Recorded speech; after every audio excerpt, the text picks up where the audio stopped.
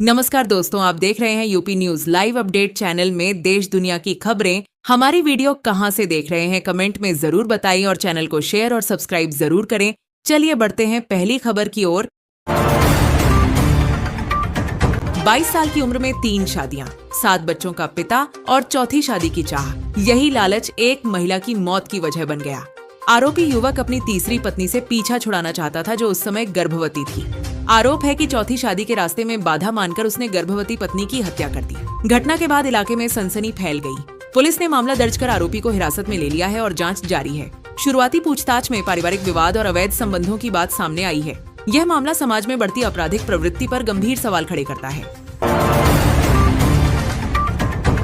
भारत ने बांग्लादेश को 10,000 वर्ग मीटर जमीन लीज पर दिए जाने की खबर के बाद सियासी हलकों में हलचल तेज हो गई है। बताया जा रहा है कि यह जमीन सीमावर्ती इलाके में दी गई है, जिसे लेकर विपक्ष सरकार पर सवाल उठा रहा है। हालांकि सरकार का कहना है कि यह फैसला आपसी समझौते और रणनीतिक हितों के तहत लिया गया है, जिससे दोनों देशों के संबंध मजबूत होंगे। विशेषज्ञों के अनुसार इस कदम से व्यापार, कनेक्टिविटी और सुरक्षा सहयोग को बढ़ावा मिल सकता है। वहीं सोशल मीडिया पर इसे लेकर तीखी प्रतिक्रियाएं सामने आ रही हैं। यूपी में कड़ाके की ठंड और घने कोहरे को देखते हुए राज्य सरकार ने 12वीं कक्षा तक के सभी स्कूलों की छुट्टियां बढ़ा दी हैं। शिक्षा विभाग द्वारा जारी आदेश के अनुसार अब प्रदेश के परिषदीय, सहायता प्राप्त और मान्यता प्राप्त स्कूल घोषित तिथि तक बंद रहेंगे। लगातार गिरते तापमान और सुबह के समय कम दृश्यता के कारण बच्चों की सुरक्षा को ध्यान में रखते हुए यह फैसला लिया गया है। सरकार ने स्पष्ट किया है कि इस दौरान ऑनलाइन पढ़ाई जारी रह सकती है, ताकि छात्रों की पढ़ाई प्रभावित न हो। स्कूल खुलने को लेकर आगे की स्थिति मौसम के हालात को देखते हुए तय की जाएगी। अभिभावकों ने भी सरकार के इस निर्णय का स्वागत किया है। वहीं शिक्षकों को निर्देश दिए गए हैं कि वे छात्रों को होमवर्क और ऑनलाइन सामग्री के माध्यम से पढ़ाई से जोड़े रखें। उत्तर प्रदेश में योगी सरकार का भूमाफियाओं के खिलाफ सख्त एक्शन एक बार फिर देखने को मिला। 24 घंटे के भीतर अवैध कब्जे से मुक्त कराए गए मकान का मामला सोशल मीडिया पर चर्चा का विषय बन गया। पीड़ित अंजना ने कार्रवाई के बाद भावुक होकर कहा, थैंक यू योगी अंकल, जिसका वीडियो भी वायरल हो रहा है। मामले में प्रशासन की तत्परता तो दिखी, लेकिन लापरवाही बरतने पर संबंधित चौकी इंचार्ज को तत्काल निलंबित कर दिया गया। बताया गया कि पहले शिकायत के बावजूद समय पर कार्रवाई नहीं की गई थी। मुख्यमंत्री योगी आदित्यनाथ के निर्देश पर पुलिस और प्रशासन ने संयुक्त कार्रवाई करते हुए भूमाफियाओं को हटाया और पीड़ित परिवार को राहत दिलाई। इस कार्रवाई से साफ संदेश गया है कि प्रदेश में अवैध कब्जे और भ्रष्टाचार पर कोई समझौता नहीं होगा।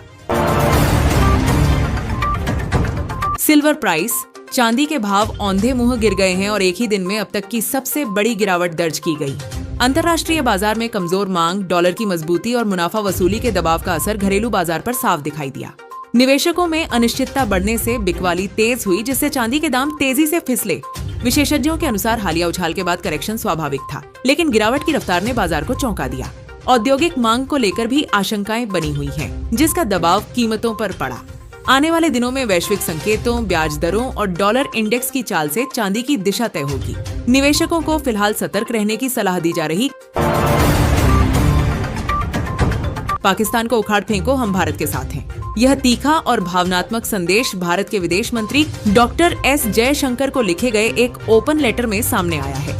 यह पत्र पाकिस्तान से नहीं बल्कि बांग्लादेश के नागरिकों और बुद्धिजीवियों के एक समूह द्वारा लिखा गया बताया जा रहा है, जो दक्षिण एशिया में आतंकवाद और पाकिस्तान की नीतियों से नाराज है। पत्र में साफ शब्दों में कहा गया है कि पाकिस्तान वर्षों से आतंकवाद को बढ़ावा देता आ रहा है और क्षेत्र की शांति के लिए सबसे बड़ा खतरा बना हुआ है। लेखकों ने भारत की आतंकवाद के खिलाफ सख्त नीति की सराहना करते हुए कहा कि बांग्लादेश के आम लोग भारत के साथ खड़े हैं। ओपन लेटर में यह भी उल्लेख किया गया है कि 1971 के बाद भी पाकिस्तान ने अपने रवैये में कोई सुधार नहीं किया और आज भी वह कट्टरपंथ व हिंसा को संरक्षण देता है। लेखकों ने भारत से अपील की कि वह आतंकवाद के खिलाफ वैश्विक मंचों पर और मजबूती से आवाज उठाए। यह पत्र सोशल मीडिया पर तेजी से वायरल हो रहा है और दक्षिण एशियाई राजनीति में नई बहस को जन्म दे रहा है।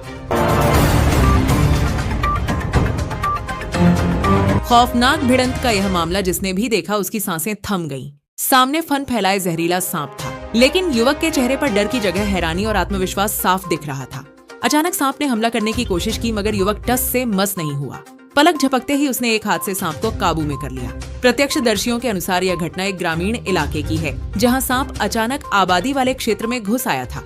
लोग इधर उधर भागने लगे, लेकिन युवक ने हिम्मत दिखाते हुए स्थिति संभाल ली। उसने बिना किसी सुरक्षा उपकरण के बेहद सावधानी से सांप को पकड़ा और सुरक्षित स्थान पर ले जाकर छोड़ दिया। युवक का कहना है कि उसे सांपों के व्यवहार की अच्छी जानकारी है और घबराने से स्थिति और खतरनाक हो सकती है। हालांकि विशेषज्ञों का मानना है कि इस तरह का जोखिम आम लोगों को नहीं उठाना चाहिए, क्योंकि जहरीले सांप का एक डसना भी जानलेवा हो सकता है। घटना का वीडियो सोशल मीडिया पर तेजी से वायरल हो रहा है।